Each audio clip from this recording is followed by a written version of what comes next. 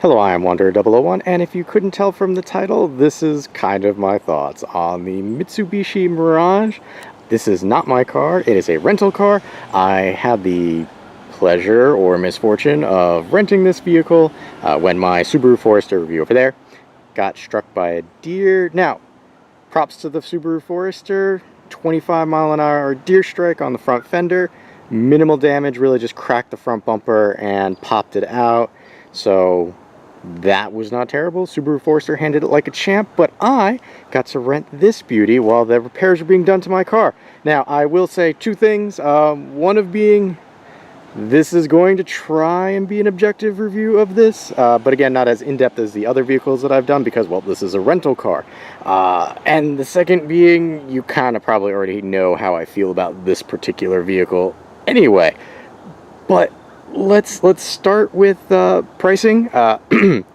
My insurance covers $30 a day rental, and this was the only vehicle that I had the option of renting at the time. It was this or a GMC Yukon.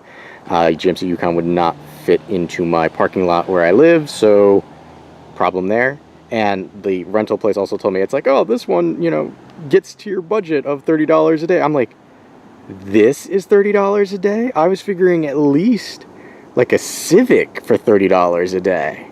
But I digress. Let's take a look at the Mitsubishi Mirage, which I classify as, have you ever wanted to drive a lawnmower on city streets? This is as close as you're going to get to that. So it's not a lot to look at. This is pretty much like the base model. So you do have a blinker here on the side, which is like the only added bonus. And because of where I'm filming today, there will be cars going by quite frequently. One of the smallest or biggest things that you're going to notice with the Mitsubishi Mirage is its tires are super small. Like, I have itty bitty girly hands, so that was interesting to drive that. The side panel, not much to look at, unless you wanted to remember what doors were like back in the late 90s, early 2000s. This was a pain in the butt to get used to because I'm used to just either or. Sadly, you only get that. All right, coming back to the back here, you do have passenger space, not a lot. All right, coming around to the back here. This model did come with a fancy spoiler fin with the Cyclops light there. It is a hatchback, so we can open it up thusly, and you get cargo space. I'm not saying it's a lot of cargo space because it's not a lot of cargo space. Realistically, you can get a small bag in there, like my overnight bag for traveling, or that's what your cargo space looks like with a book bag inside. Not a lot of space. Now, if you wanted real cargo space, you can come inside here, and this is a 60-40 split. You pull this down and push your seat forward. Now, you will notice that little covering here gets in the way. This is detachable, thankfully, but you will have to take this off in order to actually get something that resembles actual cargo space. There is a backlight right there, which does a really bad job of lighting the back here. But you do have cargo space. You will also notice one deterrent with the putting down the 60-40 split is that the seatbelt here is kind of stuck on the corner.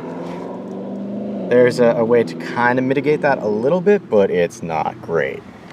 Coming back, your hatchback, in case you're a very short person, does have a grip that you can grab right there to bring it down. And there you go. All right, coming along to the other side of the vehicle. Again, not much to look at here. It's really just a plain Jane vehicle. So why don't we take a quick pop inside that back seat that I was showing you before. Gonna throw the book bag. So we're going to take a look at space. Now, this is currently what I'm looking at for space. It's not hitting my knees. This is the passenger side, and the passenger side is pushed back a little further than my driving position over there. But it's not comfortable. Like, you can push your feet under there a little bit, but you're not going to be enjoying this on really long rides. Also, coming up, there are no blank handles in the back of the vehicle on either side, and that also means no hook for your jacket if you have a sports coat. They use this thing in order to get away with having a sports coat hook, but for anybody but a very, very short person, your coat will be dragging on the floor. So that's not great design. All right, we're gonna swing over to this side of the vehicle quickly because you'll notice this notch. This notch is for what I was talking about before, which was this here. You take your seatbelt, and I'm not a lefty and trying to put this in. Lefty is going to be tricky, but you slip this into that right there, which will allow you to keep that out of the way while you put down your 60-40 split in order to actually get something akin to cargo space. Looking down here, you do have floor mats, which I guess is okay. You do have a single cup holder for the rear of the vehicle. I would not recommend using that because the driver will be using that because the cup holders that they get are pretty tight. So, we're going to exit the vehicle now. You'll notice that there is a speaker in the door. This vehicle does have 4 speakers in 4 doors, and that is all you are going to get. So, coming out of the vehicle, we're going to go around. The side mirrors are not terrible. They do have the matching paint, which I guess makes it fancy. Alright, we're going to come around to the front of the vehicle before we actually get into the car itself, and I'm going to pop the hood very quickly and bring you inside there. So if you absolutely need to know what powers this lawnmower, car, whatever you want to call it, this is a 3-cylinder, 78 horsepower. Yes, 78 horses of power on this little car. Like I said, you're really just getting the bare bones with this. This engine, I'll wait for that car to go by, is super noisy. It's got 2 modes, drive and sports drive, or sport. The basic drive is an eco drive. It complains loudly. Like, I thought the car was breaking down as I was driving it out of the lot. So, even just getting up to speed, it's going to complain a lot. If you put it in sports mode, don't, because it's only going to get louder. It doesn't make the car go any better. It's a 3-cylinder, 78 horsepower. Don't kid yourself. This is an eco car for A to B only, which I will state is very nice. The fuel efficiency has been great. Yeah, I've had this for 2 weeks, and I haven't had to fill this up yet. So I'm not complaining there. I'm complaining about merging into traffic. I said the Forester was underpowered for merging into highway traffic. I'm sorry, Forester. I was wrong. You take your life into your own hands trying to bring this on the highway. I'm just saying. So, also sticking with the econo feel of the car, no hydraulic hood lifts. You do have to lift it yourself and tack it up. Also, this little latch is a little difficult to find. You have to bring that over because the hood doesn't come up all that much. So, that's the exterior of the car. Let's take a look inside. Now, I am going to start this off in the passenger side because it's just easier to point the camera over to the driver's side, which is generally where I've been spending my time. So here you can find some of the luxury items that you will get with this car. Power locks. Very surprising, but notice, there's no red paint letting you know that this is locked or not. I've left this unlocked, sadly, because I can't tell if this is locked or not. Now, the other thing is, when you put your car in park or drive, these do not automatically lock and unlock, so when you get in the car, lock your car so you don't forget. And as soon as you get out of the car, lock your car. It does have power windows, which is surprising, and there is an express on the other side, which I will show you. The passenger seat is okay. You do have okay amount of space in your glove box. It does have a USB to plug your phone into to get your stuff on the fancy radio over there. I personally am not going to use, I did not use this because, well, it's a rental car and I don't trust the rental car. I'm not going to stick my phone into something. Come across to the entertainment console, which is speckled because they did a really bad job cleaning it. You get a CD player. That's right, a CD player. Aux jack, so that's good because, well, the radio in this is okay. This is pretty much what the car is. It's mediocre at best. The fun part with this car is the entertainment. Now, for this part of the demonstration, I'm actually going to have to pull the keys out so that you can see. Now, the key right here is a all-in-one key. So, open, close, panic, and then the key. So we're going to turn the car on. Listen to that car purr. Your radio here has a pretty much single button. You have to push and hold on that in order for something to actually turn on. Now we're going to turn this all the way down so I don't get copywritten. And you're going to notice you have the radio station is currently on, but no clock, no outdoor temperature. It changed back to the clock because you have one of two options. You can either see the radio station that you're on permanently, or you can see what time it is outside. Clicking on this will toggle between the two. That's just the clock icon. To turn your radio on and off, you do have to push and hold this for a long amount of time. So just know it's not as responsive as you think it is. You have your choice of media, radio, or info, and then presets. But again, this is a rental, so I'm not doing presets. Again, because it's a rental, fancy, no smoking in the vehicle stickers. The controls down here are very manual and tactile. I will say, if you missed how your car felt in the 90s with non-mechanical or electronics, you're gonna get that feel, because I can feel the damper opening and closing when I move that. So look at that, you have a cigarette lighter right there that you can use to charge your stuff. Little cubby, didn't use it. Cups, that is a regular bottle of water. My actual mug is much taller than this, so it's kind of scraping there, which is why I said you're going to want to take advantage of that cup holder for your passengers. You'll notice in the middle here, there is no armrest. It is just open space for your emergency brake, and that is it. Coming back up here, you've got your shifter. This is an automatic vehicle, but you can feel like you were in a much sportier car with this shifter.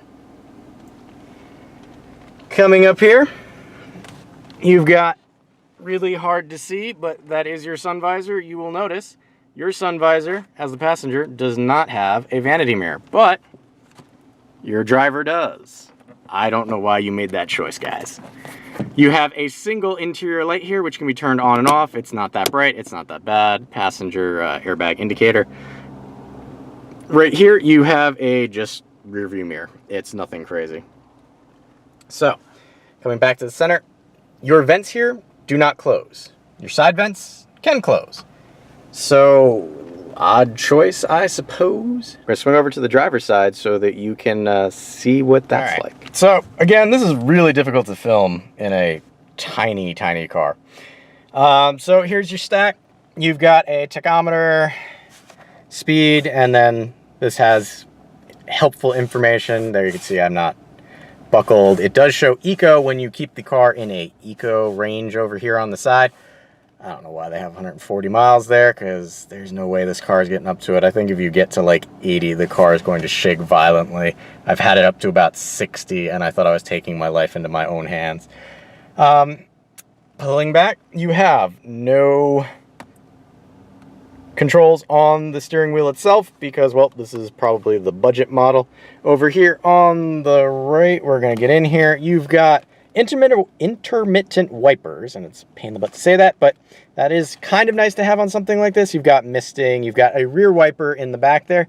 Now, the windshield wipers are kind of a bone of contention for me. The secondary wiper there, I feel like they just threw it on after the fact, and they're like, oh, we need two wipers, we can't just get away with one, let's stick it on there.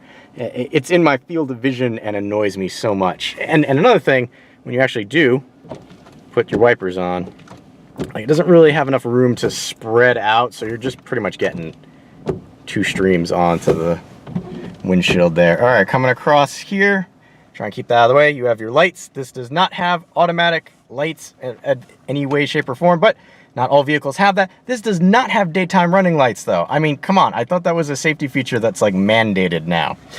So, interior, headlights, high beams. So you don't have a quick tap for the high beams. You actually turn them on and off. Turn those off. This is something that you have on this vehicle that doesn't matter. This is for your fog lights. If your car doesn't have fog lights, they don't care. They kept the stick there anyway. Traction control. This, I will admit, was kind of a pleasure to see. Electronic side mirror changing. So I can change the side mirrors, push that over. You see that moving a little bit. So that's nice. And like I said, you have automatic automatic windows, and that's a quick, an auto down, you know, like quick goes down. You can also turn off the windows, but that turns off the windows for everybody but yourself. But I don't know why it keeps me from doing it here. I want to turn the windows off for everybody else but me. And then again, the power locks. It's not a great car, and if you were interested, let me show you what it sounds like. So I put the e-brake on just in case. So hear that engine purr.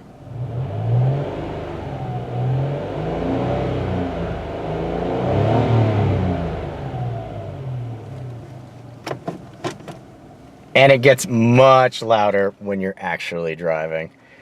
I mean, it was a rental. Last thing I'm going to say, these are the most uncomfortable headrests I've ever had to use. And the seat itself is just horrible. Again, I know who this car is for, and I'm not going to lie, it's not for me. But if you're looking for a lawnmower to drive that your insurance will cover and gets great gas mileage, the Mitsubishi Mirage might be the vehicle you're looking for. If not, try and avoid hitting deer so you have to rent a car. I have been Wanderer 001. This has been a sassier than usual video, but I'm trying to make lemons out of lemonade. If you have any questions or comments about this vehicle or video, please feel free to leave them in the area below. And as always, thanks for watching.